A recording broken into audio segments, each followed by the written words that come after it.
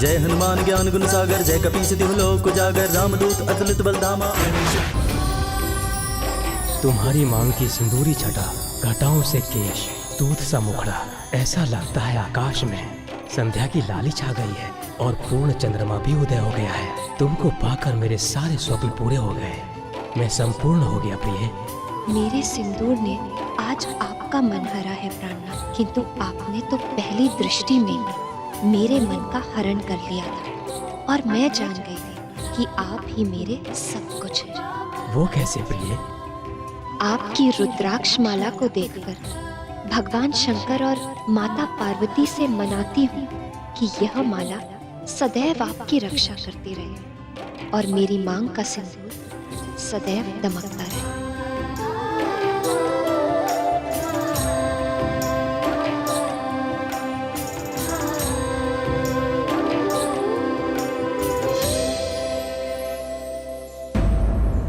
सिंदूर की सुंदरता अपने स्थान पर, किंतु उसका वास्तविक महत्व तो नारी ही जानती है।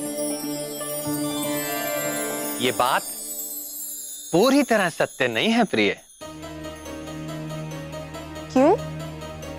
जिसने कभी सिंदूर लगाया ही ना हो, वो भला प्रेम की उस गहरी भावना को कैसे समझेगा जो सिंदूर के साथ जुड़ी है? उचित है, पर जिसने लगाया हो वो पुरुष तो समझ ही सकता है।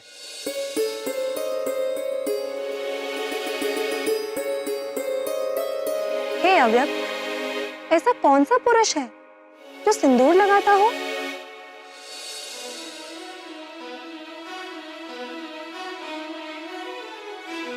राम भक्त हनुमान। हनुमान जी और सिंदूर, ये कैसी पहेली है नाथ?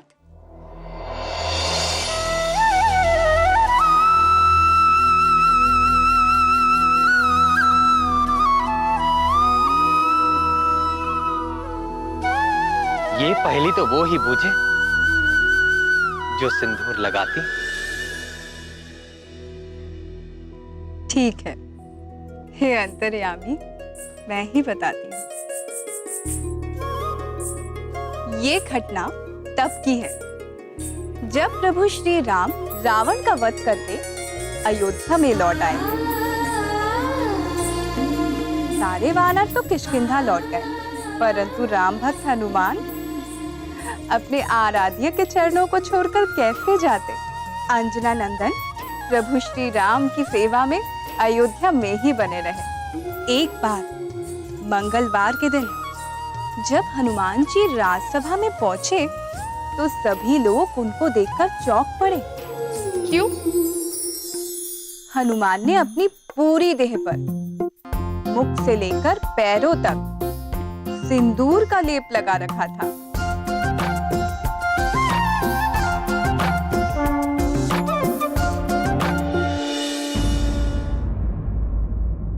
श्री रामचंद्र की, श्री रामचंद्र की, श्री रामचंद्र की, श्री रामचंद्र की।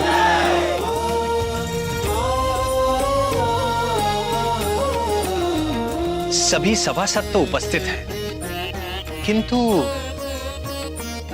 पवन पुत्र हनुमान कहीं दिख नहीं रहे। जय श्री राम। जय राम भक्त हनुमान, जय राम भक्त हनुमान, जय राम भक्त हनुमान। हनुमान की भक्ति निराली, सिंदूर से सब देह रंग डाली। दिया प्रीत का प्रगट प्रमाण, सजल नयन हो गए श्री राम। जय राम भक्त हनुमान, जय राम भक्त हनुमान, जय राम भक्त हनुमान। जय श्री राम।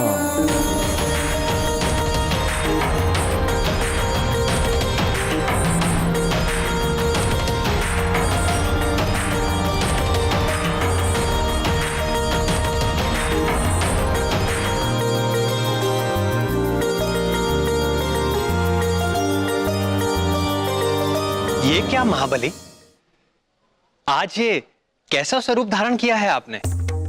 आपकी प्रसन्नता के लिए प्रभु। मेरी प्रसन्नता के लिए? आपसे ये किसने कहा कि मैं किसी विशेष रूप से प्रसन्न होता हूं? और वो भी इस रूप से? ये ज्ञान तो मुझे स्वयं माता सीता से मिला है प्रभु। जानकी से? जानकी ने आपसे ऐसा क्यों कहा और कब कहा? आज प्रातःकाल संध्या वंदन के पश्चात जब मैं माता सीता से प्रसाद पाने गया,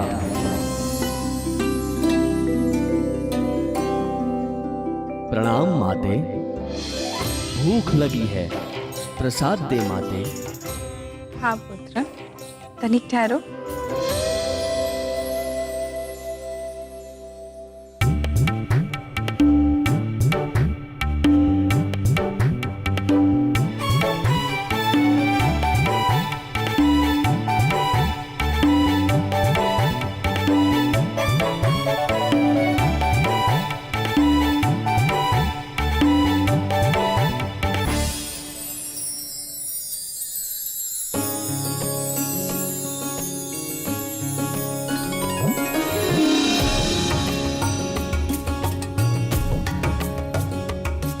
माते, एक प्रश्न पूछूं? महाज्ञानी हनुमान हमसे कुछ जानना चाहते हैं। अवश्य पूछिए अंजना नंदन। माते, इस दिव्या के ना खुलने से आप इतनी व्याकुल हो गईं और मिलते ही सदा की भांति प्रसन्न हो गईं माते।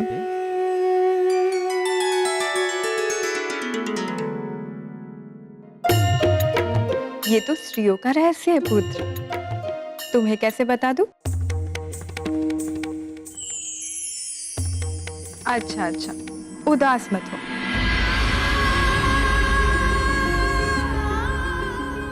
देखो, इसे सिंदूर कहते हैं आंजनेय। इससे क्या होता है माते? क्या होता है?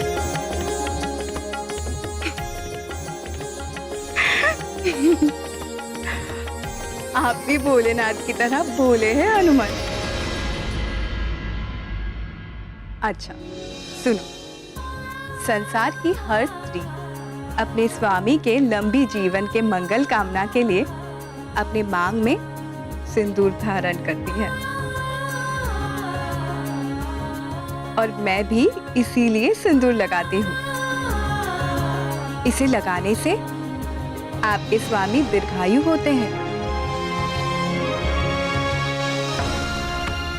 और वे सदैव मुझसे प्रसन्न रहते हैं। इसे लगाने से प्रभु दीर्घायु होते हैं और प्रसन्न भी होते हैं माते। हाँ पुत्र, वे प्रसन्न होते हैं। धन्यवाद माते, आज्ञा दीजिए। अरे हनुमान, तनिक सुनो तो पुत्र।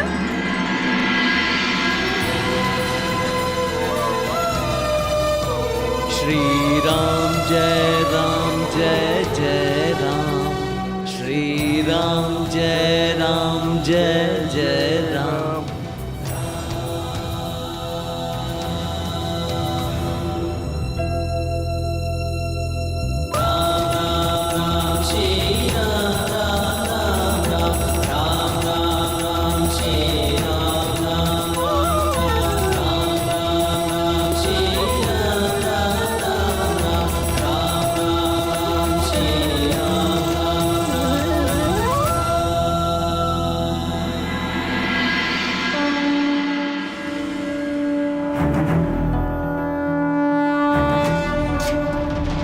इसलिए मैंने भी सिंदूर लगा लिया प्रभु। किंतु हनुमान, जानकी तो चुटकी पर सिंदूर लगाती है, परंतु आपने तो अपने शरीर का कोई भी हिस्सा रिक्त ही नहीं छोड़ा।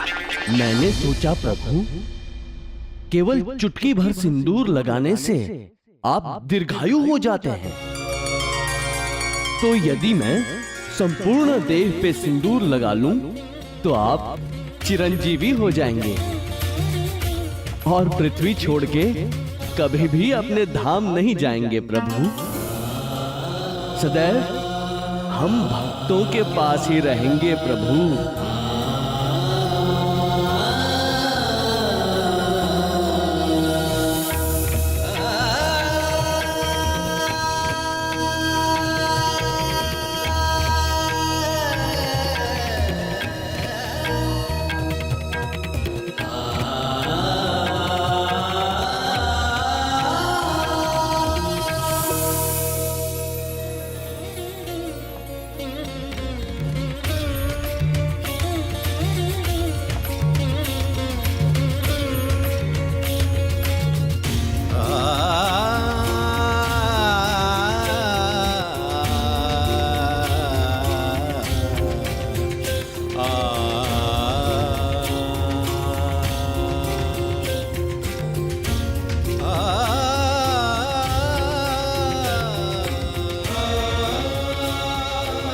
तुम्हारे हृदय की सरलता और भक्ति निराली है हनुमान।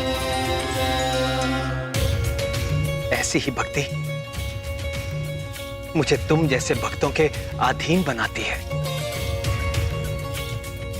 आज मंगल के दिन तुमने मेरे लिए जो ये मंगल कामना की है, तो मैं वचन देता हूं महावीर कि मंगलवार को जो कोई भी तुम्हारे इस सिंदूरी रूप के दर्शन करेगा और श्रद्धा से तैल और सिंदूर अर्पित करेगा, उसके प्रति भी मैं वैसे ही कृपालु हो जाऊंगा जैसे जैसे कि तुम्हारे प्रति हूं। जय राम भक्त हनुमान, जय राम भक्त हनुमान। पवन पुत्र का किया सम्मान, भक्तों के लिए लिया ये आन। जो हनुमत को रंगे सिंदूरी, राम करे सब इच्छा पूरी।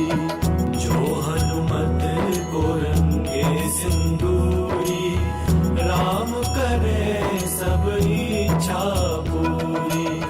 राम करे सब इच्छा पूरी।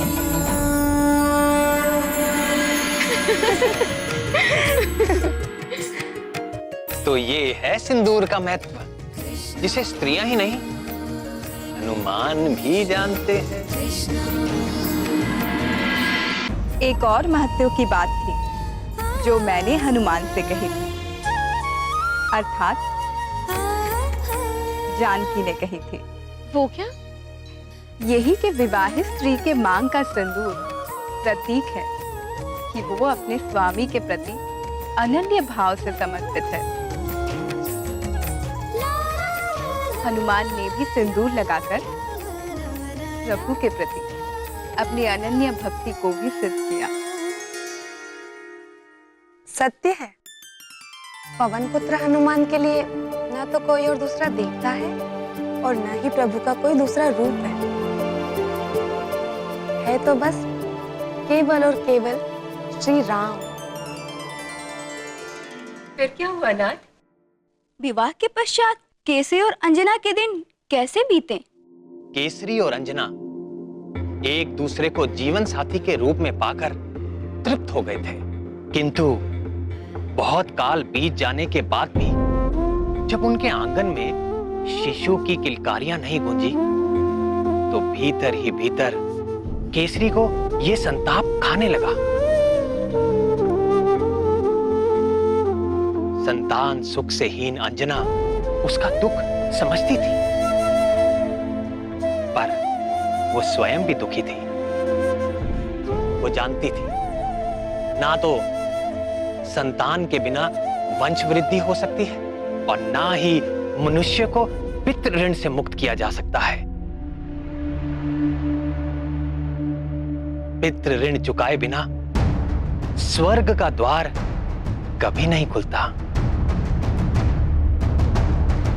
धीरे धीरे संतान का अभाव उन्हें हर पल खलने लगा था।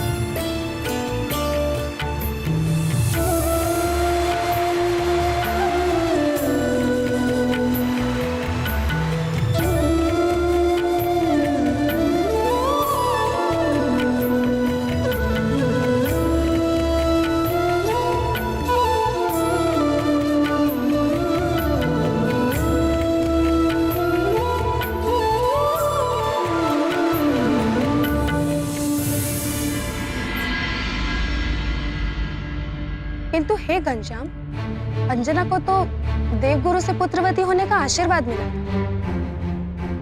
उसी कारण उन्हें पृथ्वी पर जन्म लेना पड़ा। तो फिर उन्हें संतान न होने का क्या कारण था? अंजना को यदि किसी साधारण जीव को जन्म देना होता तो कोई कठिनाई ना होती, किंतु उसे तो महाकाल भगवान शंकर के अंश को अपने गर्भ में धारण करना था, जिसके लिए वो आध्यात्मिक रूप से परिपक्व नहीं थी। पूर्व जन्म की अप्सरा अंजना स्वर्ग लोक से आई थी। स्वर्ग भोग विलास का लोक है, तप का नहीं। और अंजना को हनुमान को जन्म देने के योग्य बनने के लिए तपस्या की आवश्यकता थी। तपस्या? किंतु कैसे?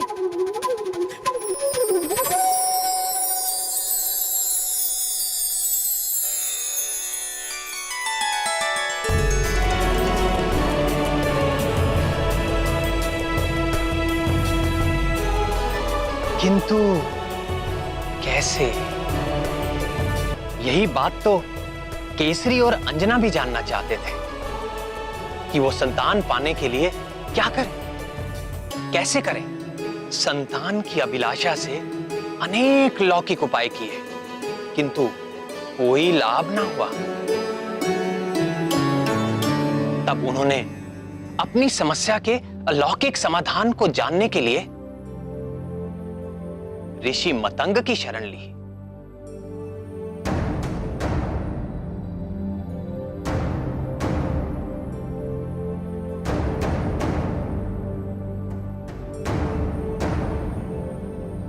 ये वही ऋषि मतंग थे जिन्होंने मेरे राम अवतार के समय परम भक्त शबरी का मार्गदर्शन किया था।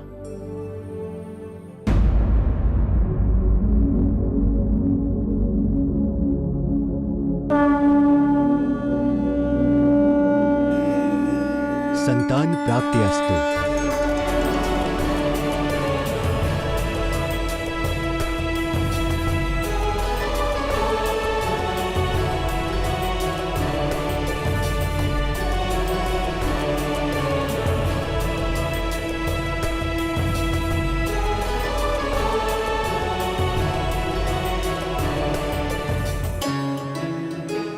तुम दोनों ऐसे चकित भाव से मुझे क्यों देख रहे हो?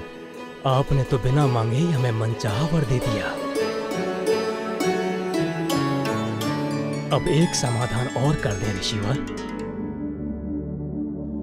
हम जानना चाहते हैं कि हमें यह सौभाग्य कब प्राप्त होगा। केसरी, तुम्हारी मनोकामना अवश्य पूर्ण होगी, परंतु देवाधिदेव भगवान शंकर का आशीर्वाद प्राप्त करने के पश्चात भगवान भोले शंकर को प्रसन्न करने के लिए अंजना को 12 वर्षों तक कठिन तपस्या करनी होगी।